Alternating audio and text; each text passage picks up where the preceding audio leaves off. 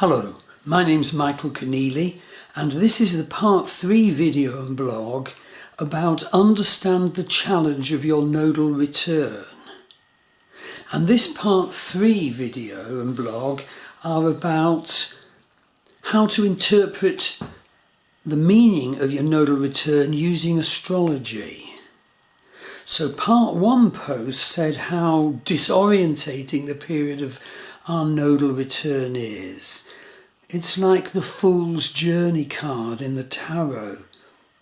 And part 2 dealt more with the facts and figures and nitty-gritty of the nature of your nodal return period. And indeed there's upcoming part 4 all about understanding the passage of the nodes of the moon through the Libra Aries sign axis, and the final part 5 is the passage of the nodes of the moon through Virgo Pisces. But here we're looking at main sort of astrology focuses to understand what your nodal return is all about. So first of all, we look at the sign occupied by the nodes of the moon in your Vedic birth chart. Ketu, the south node, where we come in from past life carrying karmas, ancestral issues, and issues from earlier in this life, all set out by Ketu. And each of us is thrown across our birth chart to where Rahu is, the north node, as a destiny direction in this life. So first of all, we analyse the signs the nodes are in. And then crucially, the ruler planet of the nodal signs. That planet develops a karmic nature for you to understand. So at the moment of filming, we're at the mopping up, the crucial mopping up phase of the end of Libra Aries activation by the nodes. And so the planets Venus and Mars have been highlighted in our human awareness, our personal awareness, perfecting that, healing that. You see, Libra is ruled by Venus, and obviously Aries is ruled by Mars. But when the nodes change sign from October the 30th, 2023, to be in the Virgo Pisces axis, it'll be Mercury, Jupiter being highlighted for nodal awareness, nodal spiritual growth. But as I said, at the moment of filming and writing, it's Ketu in Libra. So just to give you an example of Venus issues, because they'll be highlighted, because Venus is the ruling planet of Libra, well, Venus issues will feature big time in our consciousness at this time of nodal return, particularly where we got Venus wrong earlier in this life and in past lives and from our ancestrally inherited scripts. And so our awareness at the time of Ketu going through Libra will be to grow our awareness of the ruling planet of Libra, Venus, and our own personal handling of Venus. So that's sex and gender issues, relationship issues, wealth issues, adornment, understanding and use of harmony, and more than that, most crucially, understanding the divine nature of Venus. So see the upcoming part 4 video and blog all about that, when it features the passage of the nodes through the Libra Aries axis. And of course, karmic understanding of Mars will be crucial. And for example, if you have Mars conjunct Chiron in your chart, it'll be a big call to heal a Mars wound, and then maybe to heal others because of it. So the next thing to understand astrologically is the nakshatras that the nodes of the moon occupy in your chart. The nakshatras are supremely wonderful. They're the 27 sign lunar zodiac of Vedic astrology. And they're such sublime wisdom. And of course they too have a ruling planet. So you need to include the nakshatra, the nodes of the moon fall in your birth chart. Otherwise you couldn't possibly have adequately full understanding. Okay, next you need to interpret astrologically the house occupied by Ketu South Node, the house occupied by Rahu North Node. You see, the houses in the Vedic birth chart are the life areas. And so, what life areas do your nodes appear in? That will state your past life issues and your destiny direction in this life in terms of life area. We then have to go on to interpret planets conjunct the nodes of the moon. And planets that must be included in this analysis are Sun and Moon, Mercury, Mars, Jupiter, Saturn, Uranus, Neptune and Pluto. Also crucially Chiron, our existential wound and becoming the healer thereof. And crucially also Lilith, indicating what's buried in our unconscious and our shadow self. And the nature, crucially, of our needed to know buried wild side. If we can't express that, we're not the fullness of us. And by the way, by the term conjunct, I just don't mean the usual Western astrology conjunction orbs, but conjunct means in the same Vedic signs as your nodes. You see, if a planet's in the same sign as another planet, it will affect the other planet. And we also have to take it into account a conjunction aspect to our node, where the other planet is very close to our node, even if that other planet is a bit over the border into the next sign that the node occupies. And that will, of course, obviously quite often happen in the case where you have a node that isn't centrally placed in its sign, but is rather on the edge of its sign. A crucial to understand astrological interpretation dimension is fixed stars conjunct your north node or your south node. Interestingly, at the time I write this post, Sinead OConnor, the famous Irish rock singer star, has just died.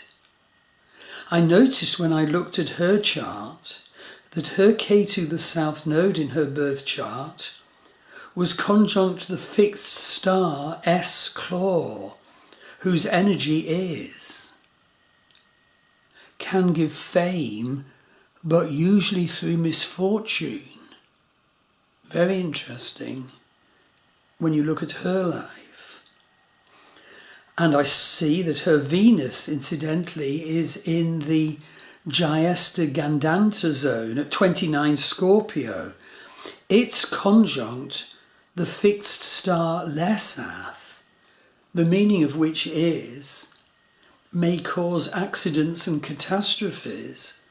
We do need to know the meaning of our fixed stars, our heliacal rising star, our heliacal setting star, stars conjunct our planets.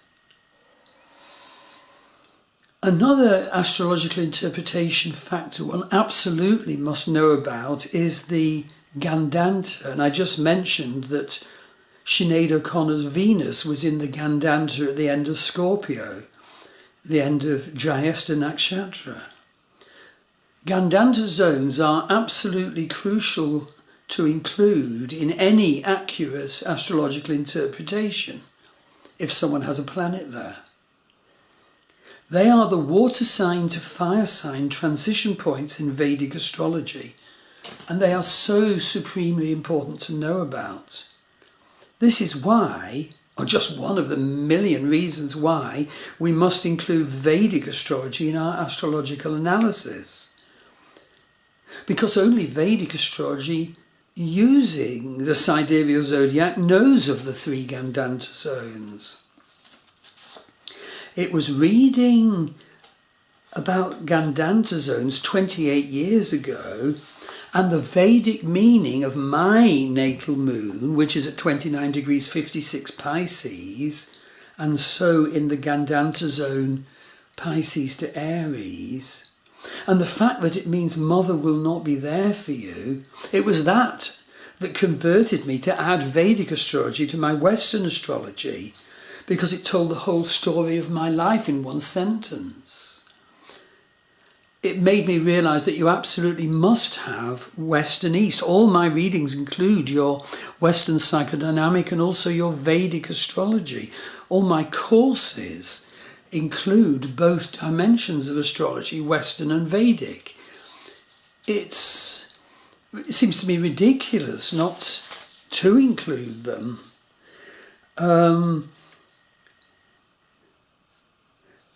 Just a further mention of Sinead OConnor. She was actually in her nodal return period when she died.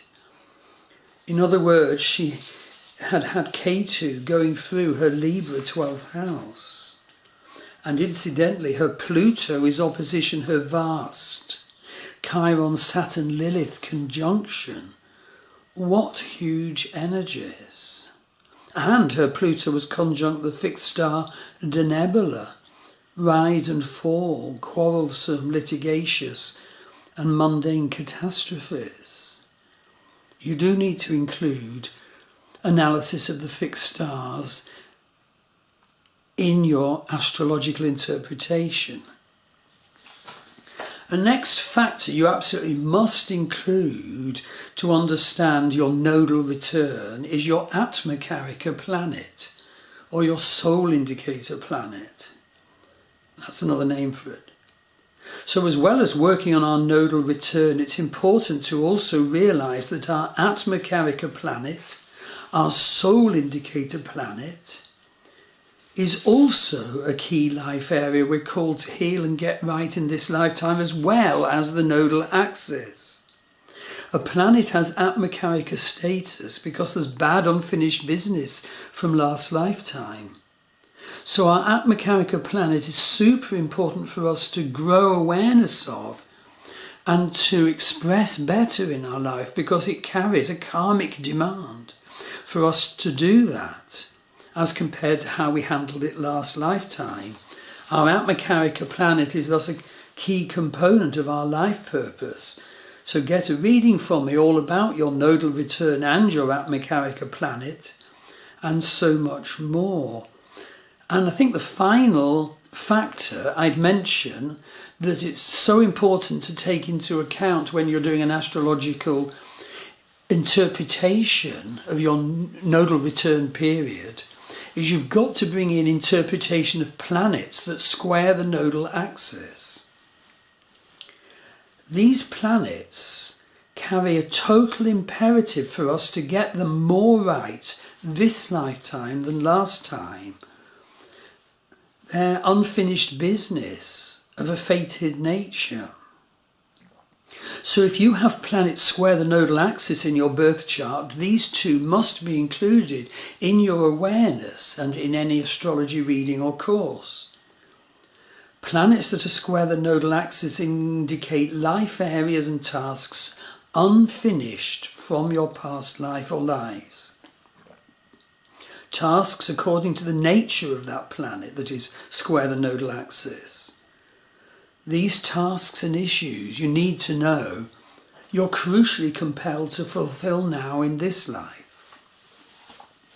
So when does your nodal return happen and when will you feel it? Well, your nodal return is when the nodes of the moon in the heavens transit across the nodes of the moon in your birth chart. And your nodal return occurs every 18.6 years. But the karmic experience of nodal return is obviously felt through a much wider time orb than just the exact moment of the transiting conjunction. It's felt from when the nodes of the moon move, well, into the same sign as your natal nodes, and certainly within 15 degrees of the natal nodes. The experience becomes more and more big, though, from when the transiting nodes enter the same sign as your nodes. And generally speaking, the start focus of nodal return is K2, what's happened in past life, etc., ancestral scripts, earlier events of this life. So generally speaking, K2, the south node, entering the sign occupied by your natal K2, commences your nodal return experience. The peak experience will be when the transiting nodes conjunct your natal nodes, but indeed starting especially 5 degrees either side. So note that you'll be filled and called and compelled to work with the experience during all the while the transiting nodes are within the same Vedic sign as your natal nodes. And indeed, if your nodes are very on the edge of a sign, the nodal experience will start before the transiting nodes enter that sign. So where are the nodes of the moon around the actual time of writing and filming this blog? Well, K2 is transiting Libra, Rahu is transiting Aries. So see the next section, part 4, all about that. And also then see the final section, which is where K2 is transiting Virgo and Rahu is transiting Pisces. What does it mean when the nodes of the moon transit these sign axes? So absolutely do get a reading from me if you have your nodes of the moon in the Libra Aries axis. You are being called to do crucial tying up, crucial finishing business now. So important to fully develop and express your nodal return period. And do also get in touch with me if you have your nodes in the Virgo Pisces axis. Your nodal return could actually have started if your nodes at the end of Virgo and Pisces. But anyway, wherever they are in Virgo and Pisces, you absolutely need to know the fullness of the karmic demand and the karmic growths and benefits your current nodal return offers you. So get in touch with me for a reading and I'll do you absolutely proud. Thank you.